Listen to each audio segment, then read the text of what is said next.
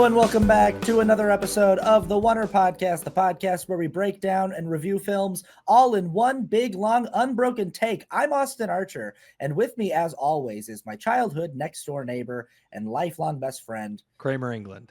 Okay, we are talking about Shelby Oaks, the new horror film from Chris Stuckman. Chris Stuckman, you may maybe know him from YouTube. He's been a very popular YouTube film critic for the last 15 years at least. I've been following Chris Stuckman's page and work for at least 10 years. I generally agree with Stuckman's taste, and so like when he's seeing a movie that I want to see and he's reviewing it, I check to see what he thinks, or after I've seen it, and I'd say like 80% of the time we have similar feelings about things. Do you ever watch Chris Stuckman videos? You have talked about him, so I looked him up and I watched him. I do not. I mean, that's only in the last year, and I've watched a couple of his videos. You're like a Jeremy Jahns guy. I am a Jeremy Jahns guy. Yeah, I really like Jeremy Jahns. Yeah, and I just like how he does it. So nothing against Chris Stuckman. And what I saw, I was like, yeah, that's good. But I haven't followed him for that long. Well, he and Jeremy, it's both the format where it's it's short and sweet. It's just a few thoughts. Yeah. And typically I think that they tend to be, especially Chris lately, tends to be very positive. He's gotten a lot of flack in the YouTube community for, in the last few years, he decided to no longer do negative reviews on his channel. And it's because he was making this movie and he was like, now that I'm in the process of making a film and I see how hard it is, I just don't think I want to be adding my voice to tearing down filmmakers. And all I want to be doing on my channel is celebrating films that I think are good and worthwhile. And I'm like, I get that. I totally think that's an admirable goal, but it's gotten a lot of people in the critic space being like, well, then you're not a film critic anymore. If you can't talk about movies you don't like, then you're not doing critical analysis anymore. But I don't know, maybe that's I think Chris Stuckman's allowed to do whatever he wants to do on his channel. And that being said, we haven't even talked about our feelings about this movie, and I've already got the vibe that both of us feel similarly about it, which is it's not very good. That's how I feel too. Yeah, it was not. It's not. My general non-spoiler feelings on the movie.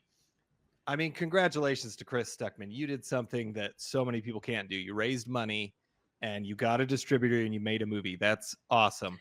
Why did you decide to make this movie? Right. And I get filmmaking is extremely hard. And I understand that. I understand you can still be critical of a movie, but not be a jerk about it. Right. You don't have to be a jerk, but this movie, I just don't get why he felt like this was important enough or different enough to want to make this film. And it just, to me, I'm watching it, I'm like, I've just seen this movie in so many other movies. There's nothing that's really adding to the genre. And I was thinking about it on the way home tonight. I had my daughter's dance recital tonight, so I was thinking about it on the way home. And I was like, you know what, if he made the movie that he likes, that he wants to make, that would make sense.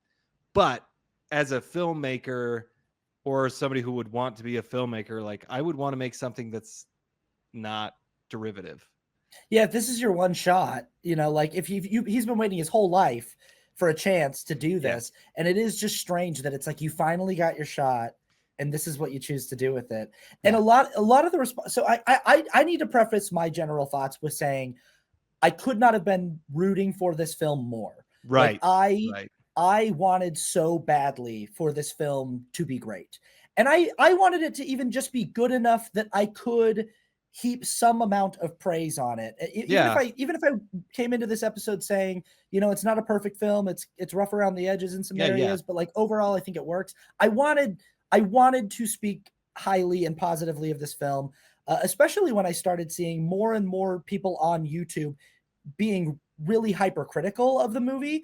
I even got more defensive of it before I saw it, because I started seeing more channels being like, everybody's glazing Chris Stuckman right now because he's all the YouTubers that talk about movies aren't daring to just say what they actually think about the movie, and everyone's just like being overly positive, and no one dares to just say what it is, which is it's not a very good movie. And so I started thinking that like those people were being unnecessarily mean because they just wanted to be contrarian, or they thought it would get them more clicks if they were negative about the film. So I really genuinely was rooting for this film. Also, Chris Stuckman has an origin story that reminds me of You and Me. He was his upbringing reminds me a lot of ours, in that like at an early age he wanted a camera so he could go around and make videos and make movies with his friends, and all he ever wanted to do is be a filmmaker. And that's something that you and I talked about all the time growing up, is that like that's the realm we wanted to land in. And we talk about this still as adults, that like it's cool that we both have sort of stuck to our guns on in adulthood, that like you have a job that's in the industry, and I work in the industry, and then we do this, but this is our kind of just our excuse to hang out every week. But because of that, I wanted Chris Stuckman to like really like blow me away and like show people like, hey, this guy who's been talking about movies for years on YouTube, he knows a thing or two about filmmaking. And I think you're right on the money that it's like, I just the experience of this film, it's not something that I sat there and was like, this is terrible. It's just that I sat there and was like, what even is this? Like, why? And I see a lot of people online too going, I hope he gets another shot. And I'm like, sure. But like, and I've seen people with this take too, and I would repeat it, is like, I don't think he should be writing the next one. I don't think he's a writer. And I don't, I mean, if it took him as long as it took him to write this screenplay, writing just might not be his thing. Right. There are some competently constructed sequences in this film. It's really hard to like talk about my general feelings about this, because I have all these like caveats and filters that because I'm like, okay, first time filmmaker, indie filmmaker who crowdfunded the first leg of the process.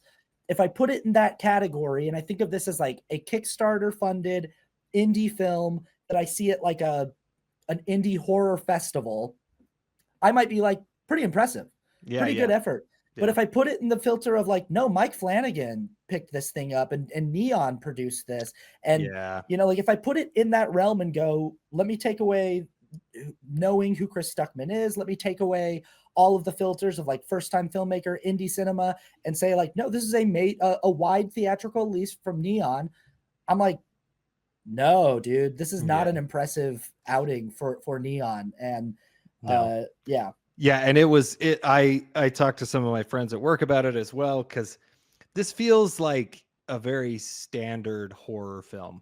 Like if a studio was like, man, we got to get a horror film for the season, so we have this script, it's like it feels very much like that. There's not anything new. There's not like Weapons is not a standard horror film.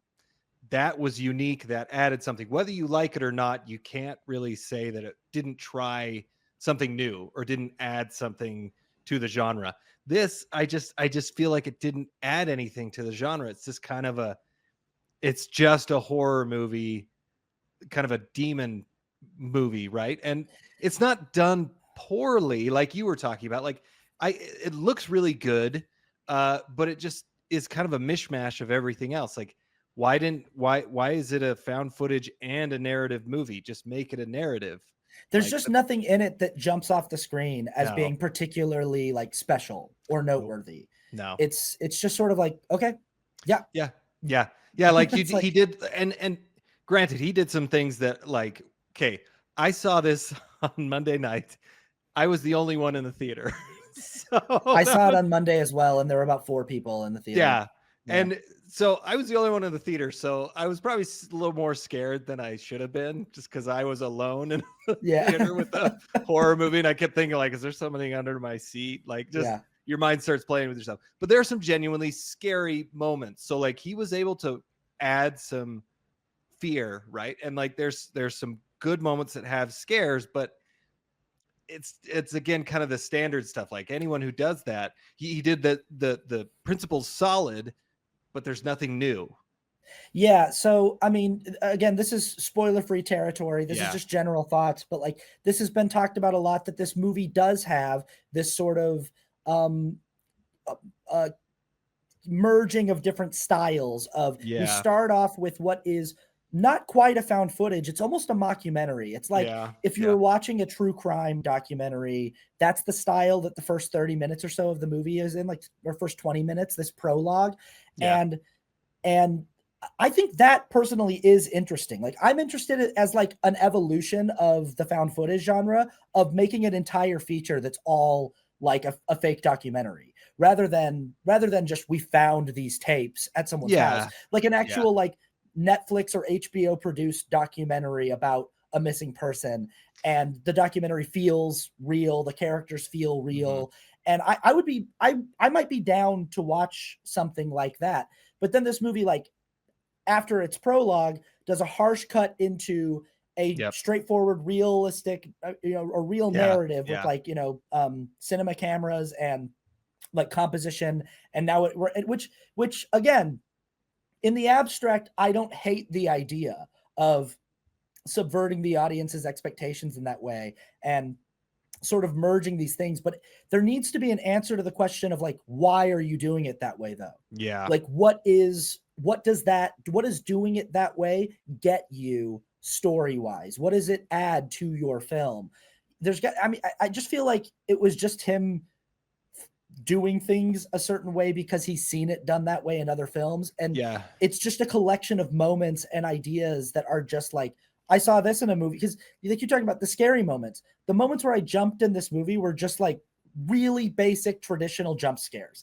Like a person's coming around a corner and like a thing pops out and I would go like, ugh. But I'm like, I mean, you're going to get me with that, you know? But there's nothing about the jump scare even that's like particularly interesting or new or different, you know? And he also the character's motivations. That's what the writing thing. Characters do things in this movie that it's just like the screenplay needs this person to go here. And that we need them to do it alone. So we're just gonna really force them to have a motivation that is immediately like when you hear it, you just go, no. Exactly. And the main actress, it just didn't. She's a very passive protagonist. Things are happening to her. She's not really making them happen. She is in some instances, but then most of the time when she's investigating, she like goes off, and then it's like, it was really frustrating. In a lot of the reviews I've seen of this movie, she's one of the parts of the movie that gets like a lot of credit. People are like, she does a really nice job. Personally, I was like, I don't see it, guys. Like I don't either. I'm so sorry. I hate to say that as an actor, but I also go like, I don't know if it's her fault or if it's just that she has not great material to work with and a director who maybe doesn't know how to work with actors. But it just was like, as the central performance that's supposed to hold the whole movie together, it just was not very good. And that the horror genre, if it's going to be this heavy on one character, kind of needs somebody to like knock it out of the park. That's one of the things that can really like it can really elevate a horror film is a strong central performance. And I felt like this central performance was like kind of not great. I think it was there were moments where I was like, oh, she's doing a good job, and then other moments I'm like, nah, that's not working. And I think it is my feeling is that it's more the material than her as an actress. Cause like she's doing things that I'm like, no normal person would ever do that, or like this line makes no sense why you would say it that way. So unfortunately it was not great. I just think that, again, going back to this thing of like, okay, you're doing these different styles. You're doing like found footage meets documentary meets straightforward Hollywood horror, actual proper film. Right. Again, like what does that get you? Why? What does that help you achieve? Like we talked about the Blair Witch Project, what that style does for that film and the acting style and the way that Yep. they constructed the story it makes it believable. It Yes. makes it feel real. Yeah. Recording sound only out of one camera and not both cameras, and having this really like just feels like amateur film in a good way, in the right way.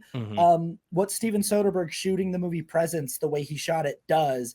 I mean, it's a very intentional thing. It's like, yes, this is just shot on like a Sony DSLR. It's nothing. It's not shot on anything fancy, but the way that he's composing these scenes that are these long takes that don't cut is we're POV from a ghost, like we're looking through and you just, I think you have to be thoughtful about like, what does the style I'm presenting my story in, how does it work with the story? How does it complement the story? How does it help the story? And I just, at the end of this movie, I just kind of felt like, I don't know what that movie was about. I don't know what he was trying to do with that. It feels like the found footage stuff was just because it's cheap, because like it's cost effective, those sequences that way. It felt like it was an easy way for him to do exposition without having to have to like write more clever exposition. And nothing about this potentially interesting concept winds up helping the themes of the film, be bolder or so. Yeah, no, I felt the exact same thing. I kept thinking, why is this found footage? Like, what is at what? Why does that need to be in this movie? Because then it changes to just a normal Hollywood movie. And I thought you could have just done the normal narrative structure and kind of had the same effect.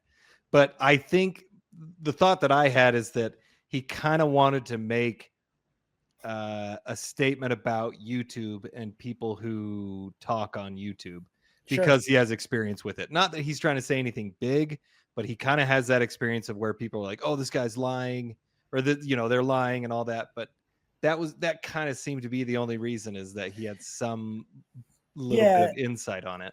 Yeah, it's like Zach Kreger brings elements of comedy into both of his first two films, Barbarian and Weapons, because he was originally a sketch comedian on the internet, and with shows like The Whitest Kids You Know and stuff. And so it's like, he's going to bring in like tools from his comedy kit into the film, because you might as well. That's another thing that Shelby Oaks does not have a single ounce of, is any comedy or any kind of, and not that a horror movie needs to, but this movie takes itself very seriously. Yes. And it is like a kind of like obnoxiously self-serious film.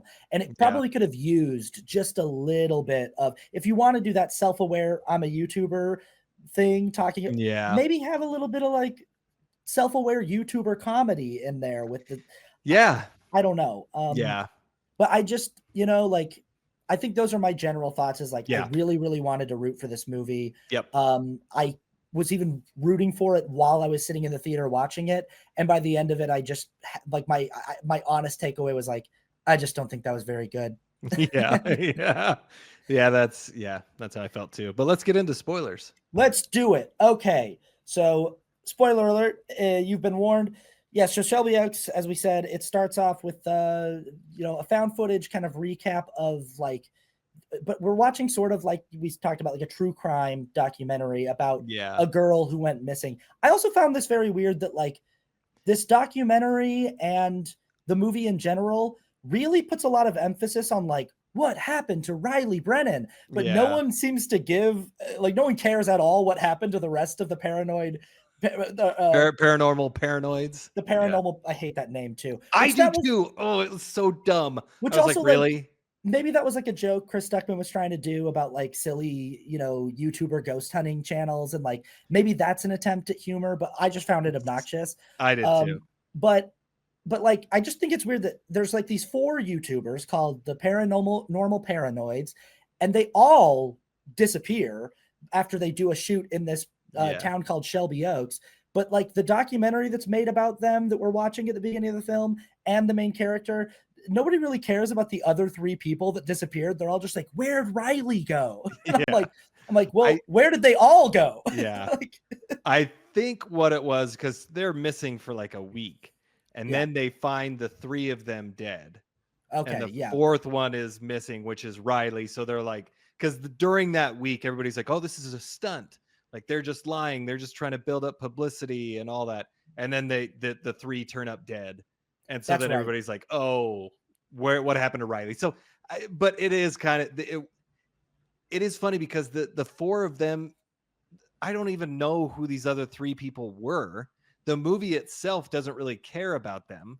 And they all care about Riley, and they're like, oh, it was all about Riley. She had some sort of presence, and she had some sort of thing where things would just happen to her.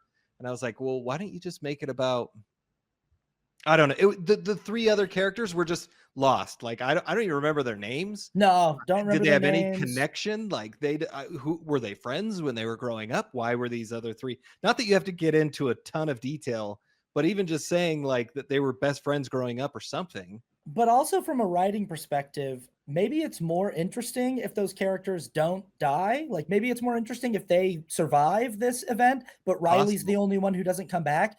And maybe they come back with like no memory of what happened. And it's this mystery where like all three of them are like, they can't tell you what happened. Like we've got footage of it, but they're like, I don't remember any of this, I don't know. Also, like, we open this movie on, it's like a text crawl where it's like, this is the last footage of Riley alive. Yeah. And right away, we're into found footage tropes. The first thing that Riley says is, I'm so scared. I'm so scared. And I'm like, Blair Witch. Totally. And we even talked about this, that's not actually a line in Blair Witch, that's a kind of a Luke, I am your father Mandela effect thing that we all misremember it. But it is like, it evokes what people always think of with found footage is someone holding a camera in front of their face and going, oh, I'm so scared. Yeah. And it's like, it's to a point where it's like, it's been parodied so many different times that when that's the opening line of the film, I'm like, come on, dude. That's exactly what I thought. Like the bad way to start. And I actually thought that's this. I'm like, and right off the bat, I'm like, you could make this sequence so much more eerie. Yes. If Riley, I think about actual true crime documentaries that I've seen where they're like, this is the last known footage of this person alive. And it's like someone walking into it's like security camera footage of someone like walking into a store and like just looking weird, just sort of like looking around and how eerie it is that you're like, what's going on with it? You could have just like had her sitting and saying nothing and then just like hearing a noise and getting up and walking to the door and opening it up and walking out into the hallway and just had that. And I think that would have like hit harder. I think it would have felt more realistic. I don't know. And the sounds, like there's like crying and like noises that are all around. And again, I just felt like I saw this in Blair Witch. Like that's not, and it's better. Better in Blair Witch. Yeah. So the acting is better. It feels more real. Then we're in this like mockumentary, or I guess, I say mockumentary because it's like a fake documentary that the movie is doing. Well, and this was the weirdest thing about this opening, this opening segment. Like the first 10 minutes of when they're going through YouTube and they're showing all these news clips, I felt looked like a really, really bad student film.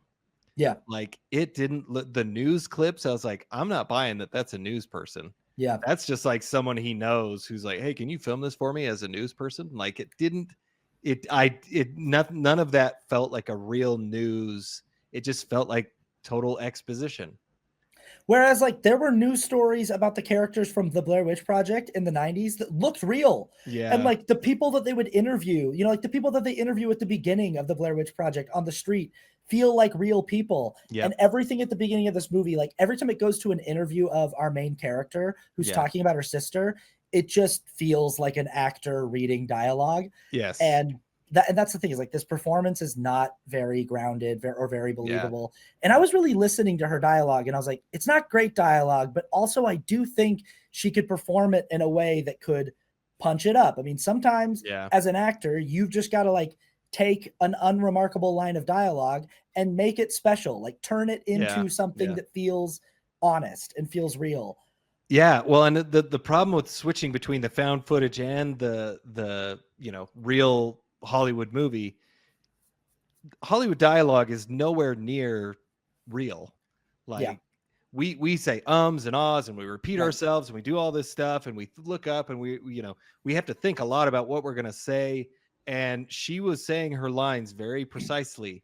And I'm like, this doesn't feel real because you're speaking so clearly and succinctly Yeah. that it's not like an interview. It sounds like dialogue. I cut interviews all the time, and I have to cut out so much crap of people saying, well, I think it was something like this, and I got to cut out that whole thing. Like, I got to make it sound like it's one sentence. So you've got to put B-roll on. You got to cut between, and this was just too like, because if you try to blend them and you have somebody speaking like a normal person saying ums and ahs, when you switch to the Hollywood movie, why are they not saying ums and ahs anymore? Like it was right.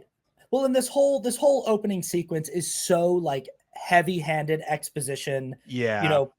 It's literally, I mean, we need the background to know why we're watching this movie, but these interviews with the sister, it'll get to her and she'll literally just be like, well, my sister Riley was such a bright light. And then when she disappeared, I just needed, like, I knew there had to be an answer and everything, and she's like, and then I met my husband and we tried to have children, but we couldn't. And we decided that, and it's just kind of like a thing where it's like, all right, okay. Like none of this information feels like it's being delivered to me organically or like arriving out of the story. It all just feels like a script, and a not very well written script, a script that doesn't really consider the way people actually speak. And for a guy who spent the last 15 years professionally critiquing films, you would think that he would maybe have an ear for like good versus bad exposition. And I mean, there's one thing in this opening sequence that intrigues me.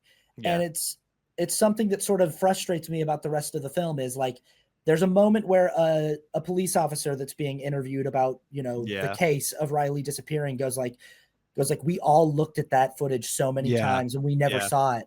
And there's an entity in this film. There's like a demonic, like a devil guy in this movie, who might just be the devil, who knows? But the first time we see it or him, I really liked this image that like we zoom in on this window of the room that Riley's in. And like very vaguely, you can see like a shape of like a thing that looks like it has horns, like moving. But I really like how vague it is. I like how pixelated and that got me like, ooh, cool. That's kind of a cool little. I thought that was creepy. I liked that as well, especially the way that it was presented, because like the cops poured over it and then regular people found it, which they never really went with that anymore. Which again, this is why I'm like, hey, I might be into the idea of an entire film that is like a fake documentary about this missing person. Yeah. And because I love watching true crime documentaries, and sometimes there are turns like that where they're like, somehow the police and all of the investigators missed this thing. And it was hiding in plain sight. And that happens all the time in these documentaries. And I like the idea that we just watched the scene and we didn't see it. And then they zoom in on it and go, look at that. And I like and Stuckman does this a few more times in the film, but this also becomes an annoyance for me in the film, because he just keeps going to the well of showing this entity in like shadow or like hiding in the background somewhere or standing behind someone, or he does it like over and over and over again. And it's sort of like, it reminds me of like, how Ari Aster hides Toni Collette in the corner of the bedroom in the movie Hereditary. And she's like hiding in darkness. And then you kind of lean in and then she crawls across the ceiling. But, but it's like, he does it just over and over and over again down the stretch of the movie. He just keeps showing this entity like hiding behind people or hiding in dark corners. And I'm like, I just wanted to go like, okay, you got to figure out something else to do with this entity. You got to figure out some other way of showing it or like scaring me with it, because you keep going back to the same device of like, what if it's like right there and it's like hidden in the shadow? And there's ways to, I like that you never really see it full on, but it is always kind of just out of frame and kind of like, okay, there's different ways that you can use this entity to create fear, but it was all kind of the same, like you said. So, and it's like, maybe I prefer the version of this movie where we never actually get to even get a good look at it. Maybe the best look we ever get is from that grainy footage in the video. and everything else is just like our mind, you know, like maybe like everything else is just the suggestion that the main character thinks she sees something, but we can't see it, you know? I don't know. I don't know. Yeah. But I mean that's it really is the open. We see this cop who was investigating. We see the sister, and then like it's a weird like the you can see the director of the documentary, and she's like, oh, you know, go get that, and someone knocks at the door, and the sister's like, oh, hold on, let me get that, and she opens the door, and there's this big guy who's standing there, and he's like, she finally let me go. And he puts a gun up to his head and he shoots himself in the head, which is very graphic and it's very much a shocking scene. And then that's when we switch to the narrative movie. We go into like the title sequence for the actual film that we're watching. And, you know, it's like Mike Flanagan presents, Neon presents, you know, a Chris Stuckman film, Shelby Oaks. And now we're in like the narrative Hollywood film. Which again, I don't mind this transition. I think this transition is kind of clever and kind of interesting to be like, that was your prologue. Now here's the movie. But yeah, like this thing, I mean, the next 5 to 10 minutes have been commented on a lot on the internet, and it is annoying. I know that characters in movies sometimes do respond to trauma in ways, and people in real life respond to trauma in certain ways, but our main character gets blood splattered all over her face from this guy shooting himself in front of her. And then later on, the cops are there and she's like wrapped up in a blanket and she's still got the blood all over her face. And it's like nobody in like the paramedics team or anything was like, hey, let us wipe that off your face. Like I know that she's not thinking about it because she's kind of traumatized about what just happened. But like everyone's like talking to her and like asking her questions. And no one's like, hey, do you want to clean your face off?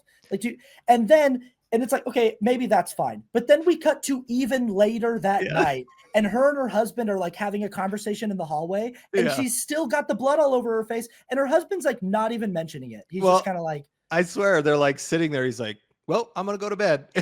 And it was like, why are you not telling your wife? Like, why is he like, honey, let's get you cleaned up. Like, let's. You know, let me help you. Let's get you out of those clothes. Let's wipe your face off. He's no just one like, even mentions all right, well, I'm gonna go over there. I'm like, dude, what? Help your wife out. Like, what? And she doesn't. But she doesn't even seem that shocked. She seems pretty with it too, which is like, and again, like you said, why are the paramedics not like?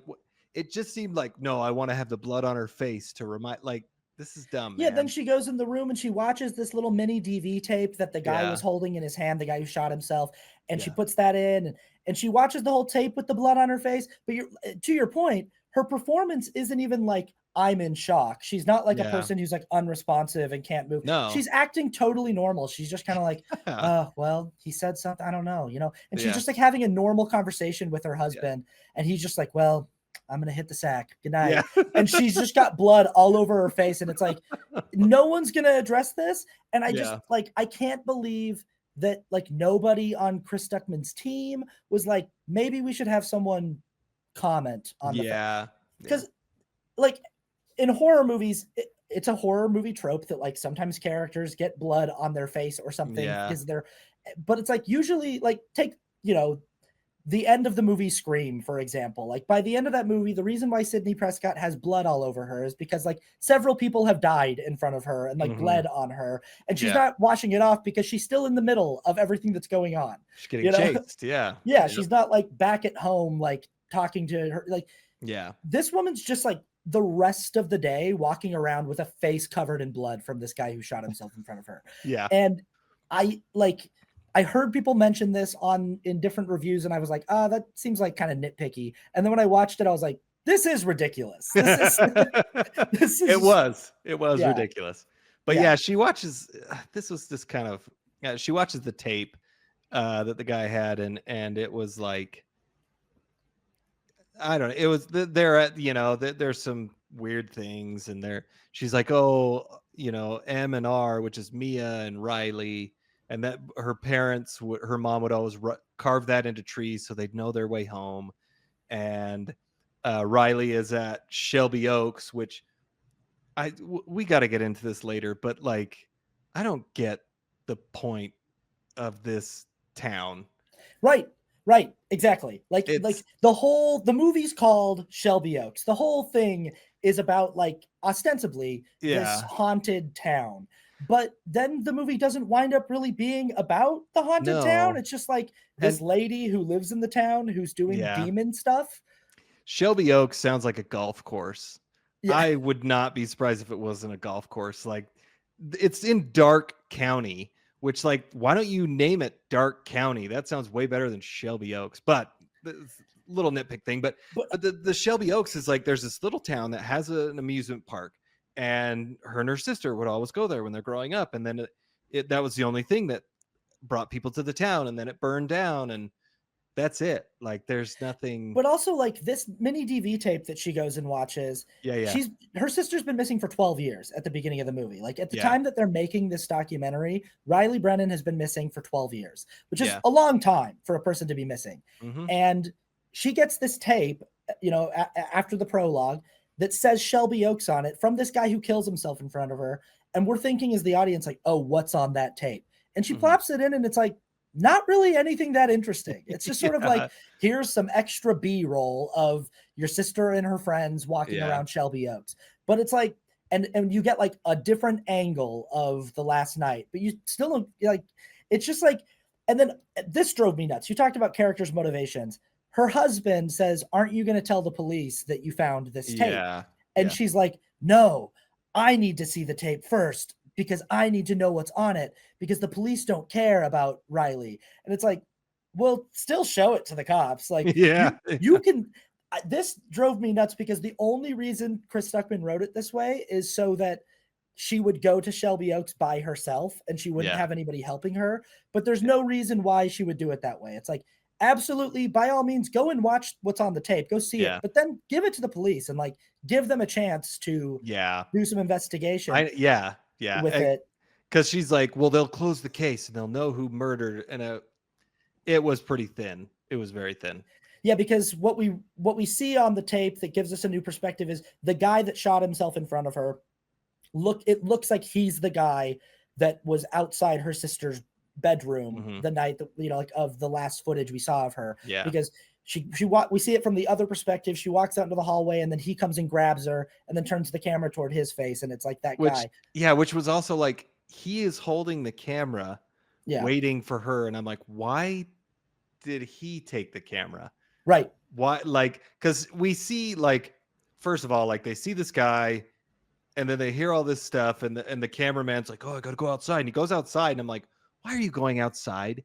You know that guy's out there. He's gonna kill you. And that's exactly what happens. He goes around a corner, and the guy goes, blah! And then he, like, couldn't even tell what it was. I could just tell it was gory.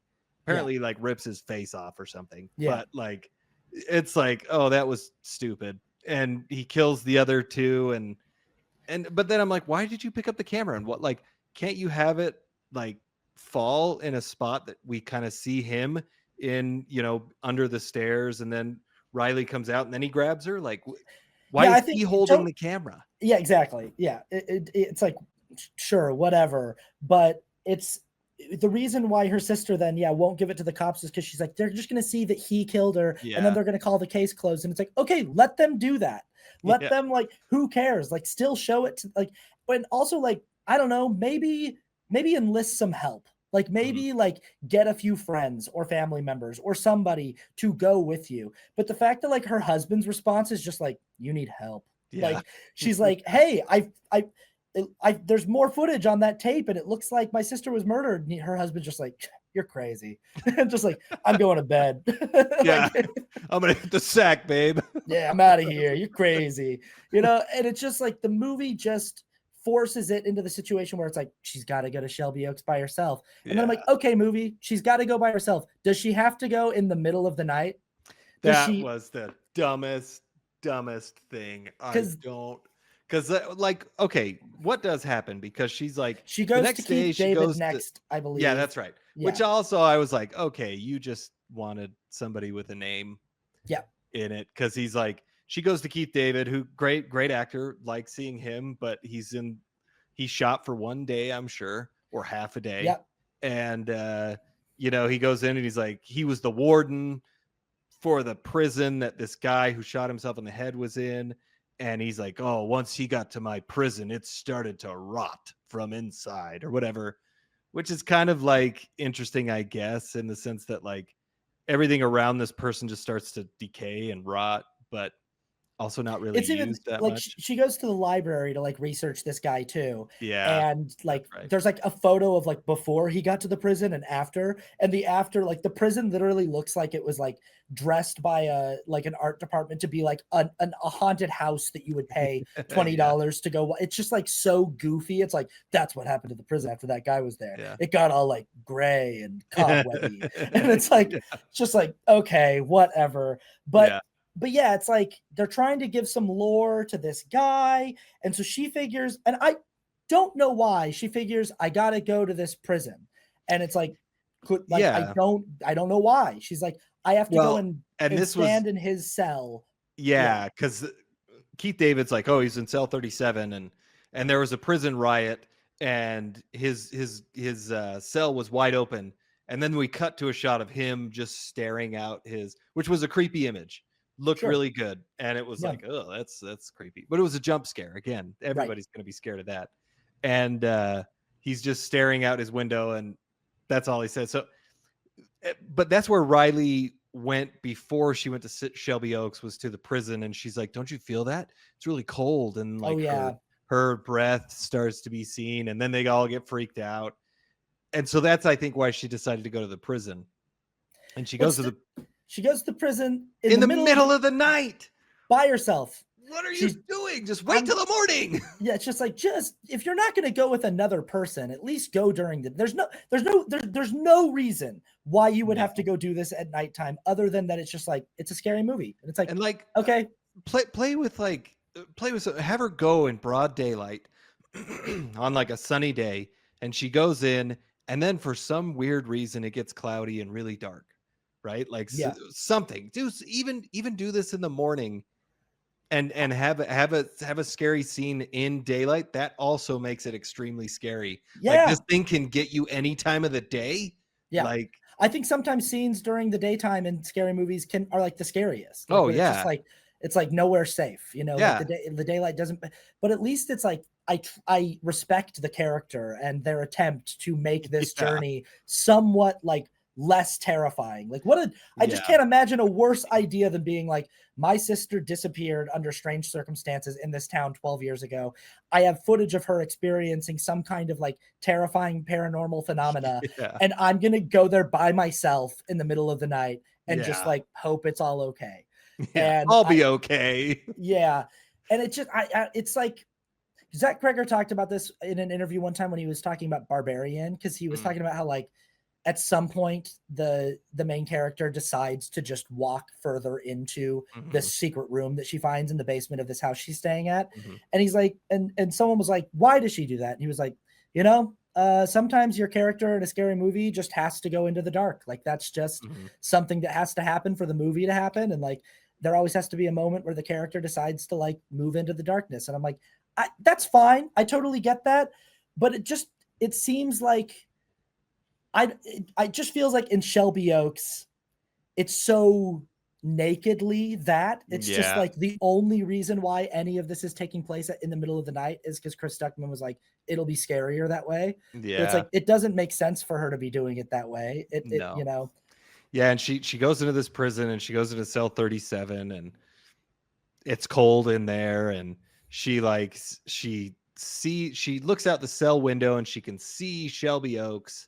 She can see there's a big Ferris wheel that she can see, and like, so he's just staring at that place, which again, like, okay, when like there's like indents in the cement where his feet were, I guess, or something. But I was like, what? Like, what is that? Just like, he would stand at this window so long that it created indents in the cement. It's like, what the hell are you talking about? It was like, okay.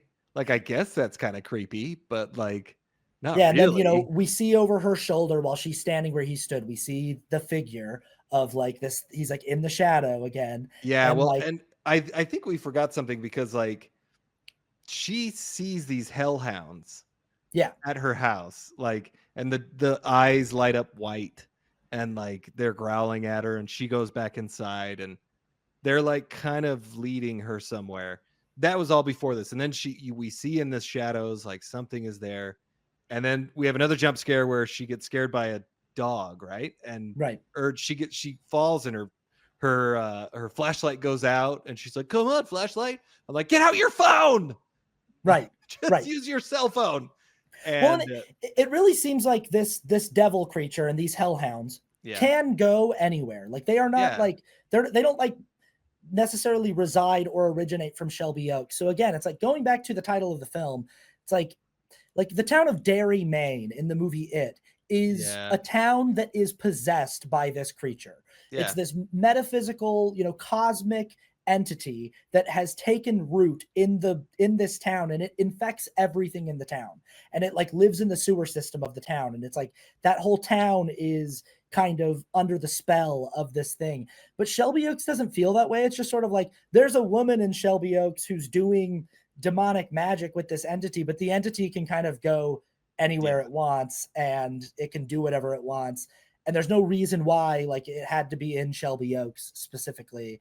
That just happens to be where it is. And I don't know. Yeah, it didn't make sense. So she's like sitting on the rails right outside the cell, and then a dog like starts barking at her. Another jump scare. Yeah, and she runs away, and then we see a hand grab the dog. Yeah. Which we find out later why that is. But she runs out, and she gets in her car, and I'm like, yeah, go home, get out of here. But no, she decides to go to Shelby Oaks immediately after. Yeah. She just got attacked by a hellhound and like stalked by a dark presence, and she's just like, well, on to the next spot. On to the next spot. In the middle of the night. Right. Yep. Just not like I'm gonna go home and be like, whoa, that was a close call. That was terrifying. I can't believe that happened. I'm just gonna keep going. I'm just gonna keep moving. It's like the Blair Witch Project. They're stuck out in the woods. They have no choice but to move out into the darkness. Like they're being stalked at night in their tent, and their tent doesn't feel safe. So they open up the tent and run into the, it's like there's no good options for them. Our main character in this movie could literally just get in her car and go home and just like wait for the morning, bring somebody back with her and be like, hey, this is what happened. This is what I experienced. Also, like, I don't know, why isn't she documenting this? Why isn't she bringing her own camera? And like, maybe talk to the people who are making the documentary and be like, do you guys want to go with me? And let's go figure this out. That could be interesting. I don't know, but she goes into Shelby Oaks. There's like an abandoned little like, and it's just like Chris Stuckman just being like, what is scary? Abandoned theme parks. There's like an abandoned Ferris wheel in theme parks. And it's like, okay, but is that anything? And it's just like, no, it's just, she finds the carving of the M and the R, and then like, this was also really stupid too. She like somehow had a book on like demonology or something, and she finds out that there's an incubus, right, and like a name or something, and they have a symbol which is like a V on top of a V, or whatever. It's like a diamond. And like, so she's like, I don't know, she's at this like amusement park, and then she sees one of the hellhounds, and it kind of like leads her somewhere. It kind of like takes her somewhere, and she sees all those little diamond pattern thingies, and that to me also is like Blair Witch again. Totally. Like they're made out of reeds or something. It looks very similar to the Blair Witch stuff. Yeah, and I was like, that's just stupid. So she sees it out, and there's this like house, and then there's an old woman who's like, hello. And this sequence, a lot of people have speculated, because they did reshoots on this movie.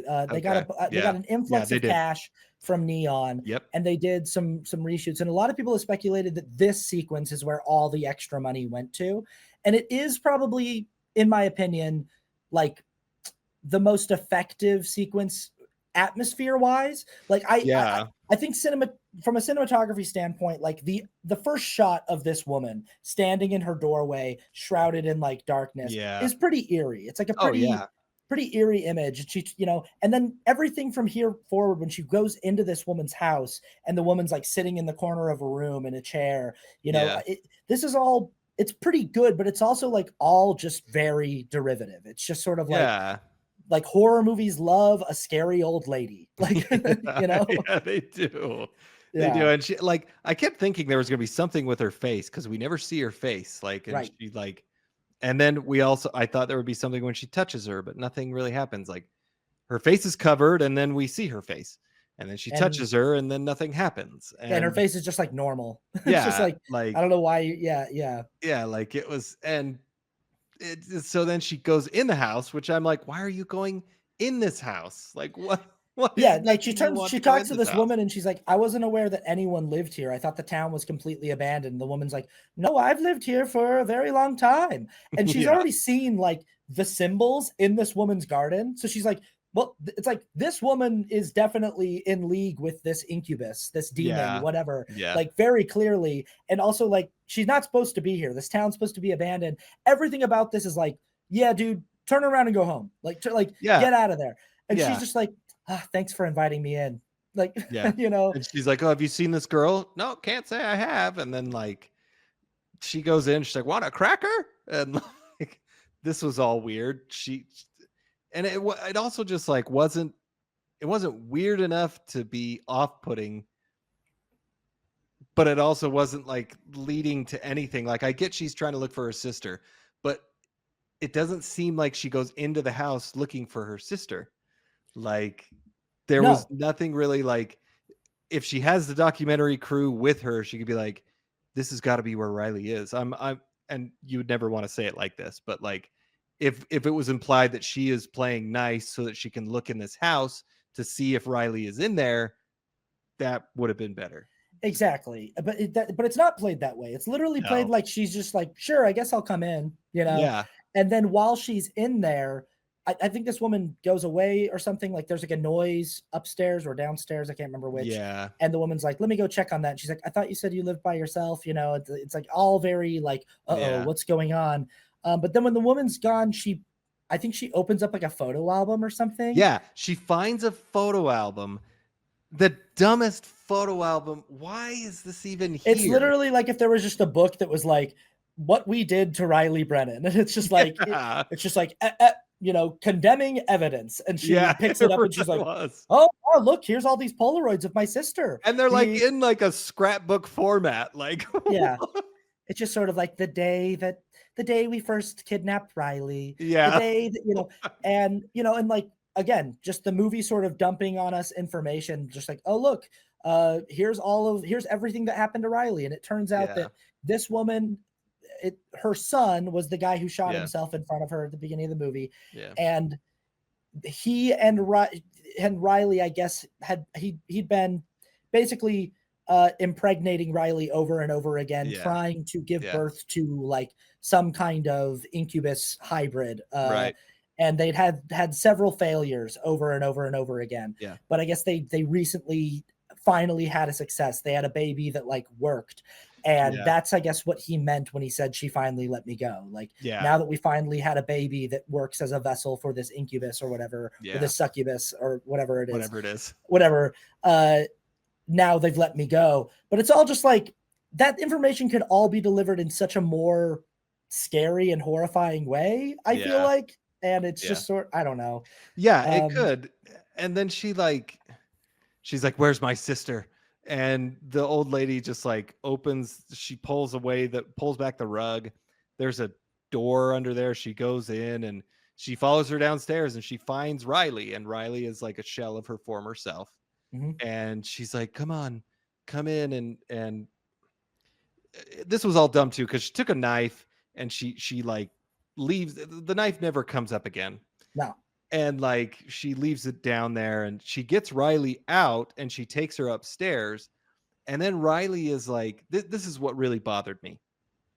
Because Riley is the one who goes back. She hears something upstairs and Riley does not want to leave the house. She goes back upstairs and she goes into this door and we hear that there's a baby there. And the thing that bothers me is that in the end, Riley ultimately doesn't want the baby, which we will come to. But I'm like, why is Riley the one who stays? Because it's established early on in the movie that which you talked about, which Mia is like, oh, we decided we couldn't have kids. It didn't feel like the right time. and there's a crib. We always see just this empty crib that has like boxes in it, and I guess it's not empty, it's filled with boxes. So she has like Mia's sad that she couldn't have kids. She wants kids. Like, why isn't Mia the one like hearing a cry and like, no, we've got to go get this baby? Right. And oh my God. Like, why isn't Riley like, no, we've got to go, like, please don't make me go up there. But no, Riley's the one who goes up there, and Riley's the one ultimately who wants to try and kill the baby. So right, Riley doesn't want this kid. No, no. We like Riley was sexually assaulted over and over and over again for years. In order to get to that, she doesn't want this kid. No, and Riley should want to just get out of there. But you're right, this whole sequence is just like, it's all just vibes and aura and atmosphere. And it's just like scary house, scary lady in the dark. Ooh, like, noises, scary noises. But it's like this imagery of Riley on this like gross mattress, handcuffed to the floor. It's the poster image for the film. And to me, it's like, that's actually a pretty scary image and a pretty disturbing image. But it's not really used very well in the context of the film. Right. It's just sort of like revealed to us that she's been living on this mattress for the last 12 years through these Polaroids. But it's like, well, boy, you really could. I think that like that could have been a more terrifying discovery. That could have really, really been very disturbing and really stuck with people as they go home.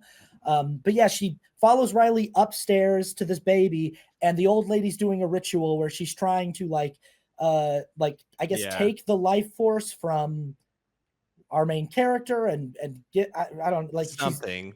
I couldn't tell what was going on with this ritual here.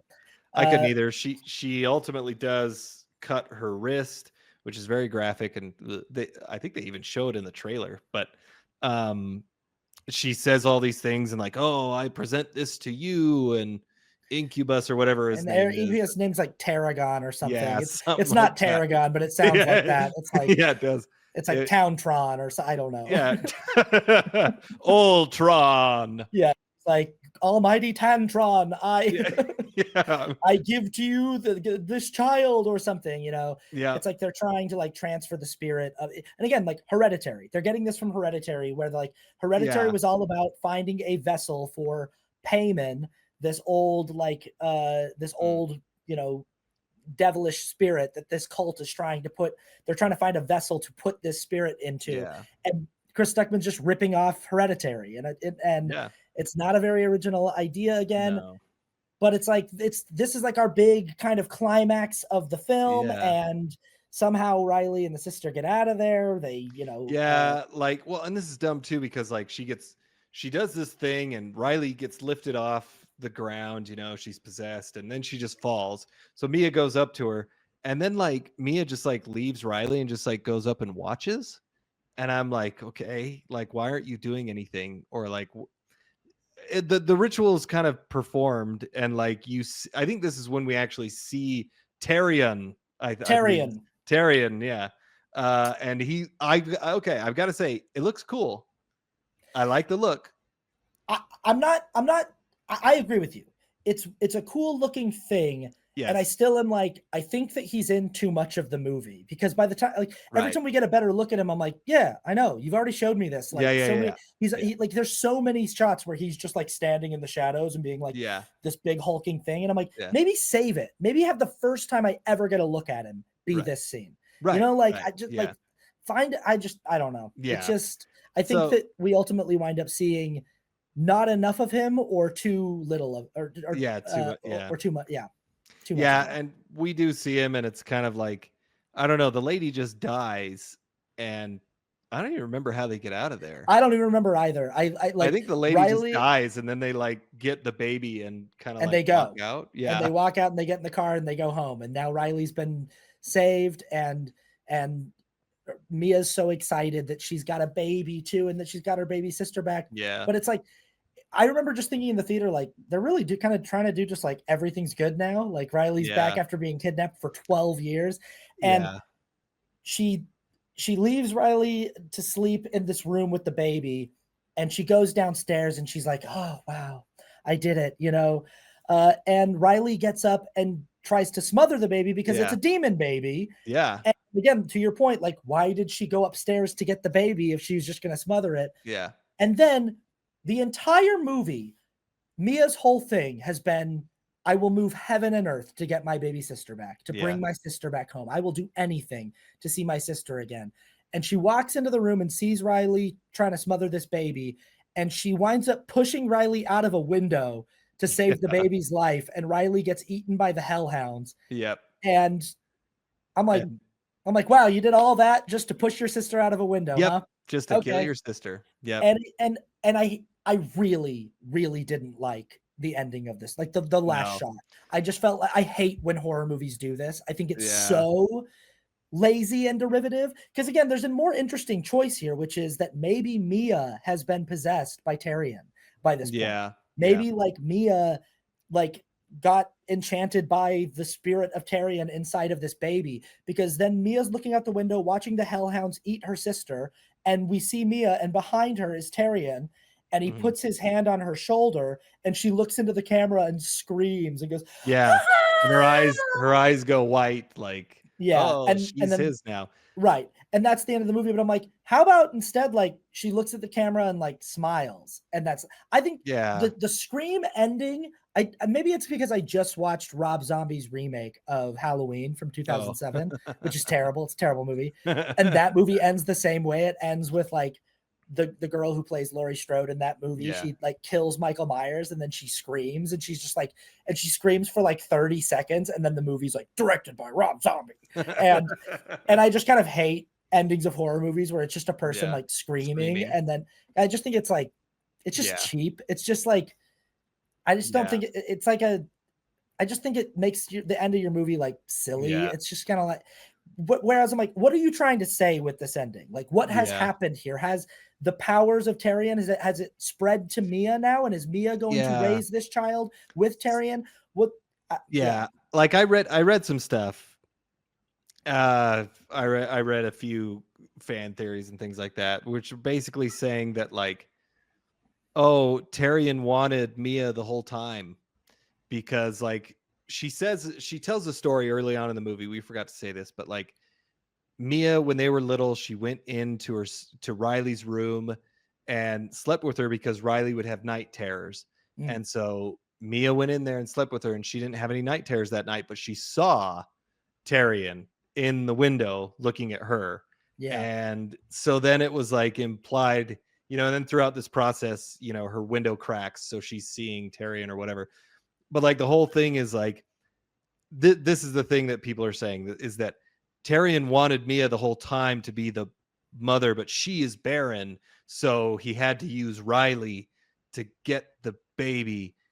But everybody is also saying like, that's really stupid, because like, how did she know when she was 13 that she would not be able to have children? Or just pick somebody else, Tyrion. Like what just pick some.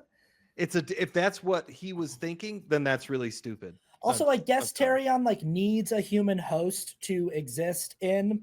Like he needs to be like partially bound to a human host, and that's who this woman's son was. He was the previous sort of vessel for Tyrion, which is why he was the one impregnating Riley, because he's like carrying the essence of Tyrion in him, and they're trying to make a new vessel for it. I don't know. This is all in Hereditary. They're always trying to pass Payman into a new vessel, and and that's why for like the whatever it is 13 years or so that guy's in prison, Riley didn't have any nightmares, because Tyrion, I guess, can't, which I still am like, why not? Like, if Tyrion can project himself from that guy in Shelby Oaks to outside of their window as kids, why can't he project himself from the prison? It doesn't make sense. Is Tyrion confined by the laws of the prison? Like, well, if you lock me in jail, I can't go. I can't break the law. I can't. I'm a demon. I can't go haunt people. I'm stuck in prison. I'm a demon. I'm not a criminal. Like, it's like, I get that the guy's stuck in prison, but like the spirit entity that is possessing him can still roam freely, right? Like, this is a movie again that like does not, when you think about it, it really doesn't make sense. It just doesn't hold up to scrutiny very well. And it's also a movie that at the end of it, you just kind of go, why? What was any of that? And again, it's like, I get why a director a first-time director, writer, director might want to operate in this genre. I get that like it's a genre that you can typically do a lot with a little. You can get a lot of bang for your buck, and it's pretty commercially reliable. Like it's a pretty marketable genre. It's a pretty good bet that you can get your money back if you have a strong enough, marketing campaign. So I get why people start out with this genre. But it's still like, why this story though? And for how many years he worked on this screenplay and for how many years it took to develop the film, how I just can't believe that this is the best form it could possibly have taken. Like it's all over and I'm just like, boy, that was such a like generic by the numbers horror movie that's like I guess better than some of the worst movies on Shudder or in Redbox, but like it's definitely not rising to the level of like what the Philippou brothers did with Talk to Me or Bring Her Back. It's nowhere near that level. It's definitely not rising to the level of Ari Aster's work.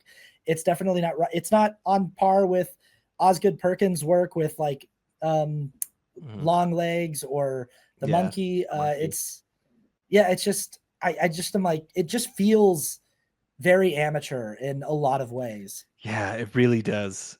I'm still baffled. Like, why this? Why this?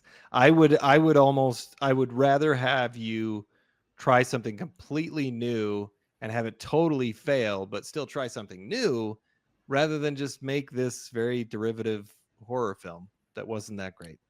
Yep. And that's it. That's Shelby Oaks. Let's get into our scores. We give scores on this channel out of 10, 10 being the best.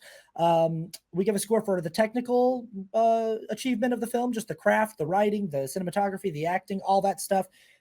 We give a score for the ending, how well they stuck the landing, a score for rewatchability, a score for cultural significance and impact, and our subjective score. So, Kramer, what is your technical rating for Shelby Oaks? My technical rating is a 4. Mainly because the cinematography looks really good. And there were some competent scenes where they may, there are some scary moments. The demon looks good when they show him, but as we have said, it's very derivative. The writing's not that great. It's really, really clunky. The character motivations, like maybe I should give it less than this, but I don't know. That's what I felt was good. I mean, I gave it a 5 because again, like I was really rooting for this film. Yeah. And I gotta say, like, kudos to Stuckman for doing it, for like making a movie. And I know that that's such a like consolation prize. And I know that if Chris Stuckman ever found this video, I'm sure his feelings would be really hurt. I know. I'm very sorry. I know you did what we haven't though. So right. Totally. Like you made a movie and the reason why he has stopped doing negative criticism is because he learned firsthand how difficult the process is. It is. And I get, I like that. I that resonates with me. Like I understand all too well how difficult it is to get a movie made. Yes. And there are a lot of things that are done here that are done more competently than a lot of other first-time filmmakers I've seen before. And there are some sequences that are made competently enough that I could see him developing his skills as a director. As long as he's working with like a solid camera team and stuff like that, I don't think he should be a writer director going forward. And maybe 5 is too generous, but I'm trying to give this movie every point I can. Yeah. How about I think Chris Stuckman is going to get another chance to direct. I mean, he made a movie. I don't know if it's really going to make a profit, but he's, I don't think this is his last time making a film. But the ending I gave a 4. Again, like I saw it coming. I knew it was going to happen. And it wasn't anything original or jaw-dropping or like, oh my goodness, that like with Presence, that ending totally changed that movie for me because it just like, well, the ending of the Blair Witch Project we talked about, it's just like such a like, man, you're really like dropping off on like an amazing, and that's a movie that ends with a scream, but I like it. I like it because it's you got to earn that scream. You gotta, it's not just someone screaming because it's a horror movie and that's a, fun ending. You got to earn that scream. Yeah, Presence has a great ending. Hereditary, another movie that I think that this movie is borrowing heavily from, has just an amazing third act climax. Like the last, have you ever seen Hereditary? I haven't, not the yet. last like 30 minutes of that movie are incredible. Like it's just, it's such an amazing like ramping up of everything that the movie has been setting up to that point. The ending of this movie, I gave it a 3 because I just thought it ended with such a like fart. It was just kind of like, it was like, okay, all right, well, I just kind of felt like by the end of the movie, I was just like, sure, whatever. I guess so. I guess that's the movie. That's Shelby Oaks. And I really didn't like the scream in this one. Rewatchability. Rewatchability, I gave it 2 because I don't really want to rewatch it that much. And it's like, it's stuff I've seen before. It wasn't compelling. It wasn't very original. So yeah, I'd rather rewatch Blair Witch Project or Hereditary or any of the other films that Chris Stuckman is borrowing from than rewatch this movie. I don't see myself rewatching this anytime soon. I give it a 3. Yeah. How about cultural impact and significance? It'll be interesting to see where this movie goes. I gave it a 4 because it's not really doing much. Like it came and went already, and it only came out, I think, 2 weeks ago. Now, if Chris Stuckman starts making films, like you said, I think it would be better if he doesn't write them. He could do some very interesting stuff, and maybe he can learn from this, which I hope he does. Like that'd be great if he can start making films and become a filmmaker. So we'll see, but right now I just also don't think it's doing much. Yeah, this is my highest score. I gave it a 5.5 on cultural significance and impact, just because I think there is a conversation being had about like what the future of indie cinema is and cinema in general, and like where the future auteurs are coming from. And I think that like we are heading into an era where most of, if not all of the future generation of filmmakers are going to be people who at some point had a presence on the internet, who are making content for the internet, because that's the best place for people to sort of like cut their teeth these days. And like, you know, like that's, if you're an aspiring filmmaker, like you're going to make some stuff and put it on the internet. And I saw somebody say like the difference between the Philippou brothers and Chris Stuckman is that the Philippou brothers were making actual like videos that had stories and editing in them on YouTube. They were making like sketches that had, you know, like lots of different shots, and they had to edit them together to tell a cohesive story. Whereas Chris Stuckman is just setting up a DSLR and sitting in front of it and just talking about a movie for 10 minutes. And that's a very different, you're developing two very different skill sets. The Philippou brothers were actually developing the skill set of like shooting lots of footage from getting lots of different setups and having to edit them together into something cohesive and entertaining. And Chris Stuckman was just developing the skill set of like talking about a movie for 10 minutes in front of a camera. And those are just very different skill sets that they were practicing and developing. But I do think that like that's the cultural impact of a movie like this is it's it's asking the question, like, do YouTubers make good filmmakers? You know, like can people who cut their teeth on the internet actually go out and make a real film and make something good? And I think the answer is yes, they absolutely can. This just happens to be an example of one that's just like not that great. But that's gonna happen. How about your subjective score? My subjective score is a 3. I didn't love this movie. I didn't think there's a lot of things that really, especially after thinking about it, like with Presence, when I first saw Presence, I was like, oh, okay. But then it just stuck with me, and I kept like the layers kept revealing themselves, like, oh yeah, that's why that was that, you know, and like, oh, that I can recontextualize all these scenes. This, I'm just like, wait, why did that happen? That doesn't make sense. Like, what is it? Like, reading these theories, I'm like, that just makes the movie even dumber. Like, it doesn't make sense if that's what he's going for. So it really got worse as I thought about it more. I give this movie a 4. It's not like a movie, you know, like War of the Worlds with Ice Cube, where you just go, wow, this is so crazy bad. I think more than anything, the word is just like boring and kind of like unnecessary. And it's not something that I look at and go, wow, he really messed that up. Like that's a really bad movie. Yeah. It's just kind of a movie that like seems to have a lot of potential that could be interesting, but overall, like it's just not great. And so I give it a 4 because I'm like, well, I didn't hate it, and there's definitely some stuff that works okay, but overall, I just don't really. I mean, I really wanted to like the movie, and I just didn't very much, and that's probably it. So. What do you guys think? Do you like Chris Stuckman's movie? Do you like Shelby Oaks? And let us know in the comments. Like, share, comment, subscribe, all those good things. We will be talking about Predator Badlands next week. If you want to watch along, go to the theater and watch Predator Badlands. I bet it's going to be a really. I have a good feeling about this one. I know. I hope it's good. Yeah. I mean, I really liked Prey. And yes, me too. I liked it a lot. The Predator is a terrible. Yeah. Mm-hmm. The Predator is a terrible movie. That Shane Black movie did not turn out well. It's really bad. But Prey was great, and I've got a good feeling about Predator Badlands. So that's what we're watching next week. Maybe you want to do a Predator marathon at your house in between now and then. There's some good watching in there. I like the first 2 Predator movies. I'm excited to see this new chapter of Predator lore. So watch along with us. Yeah, and we will see you then. We'll see you next time.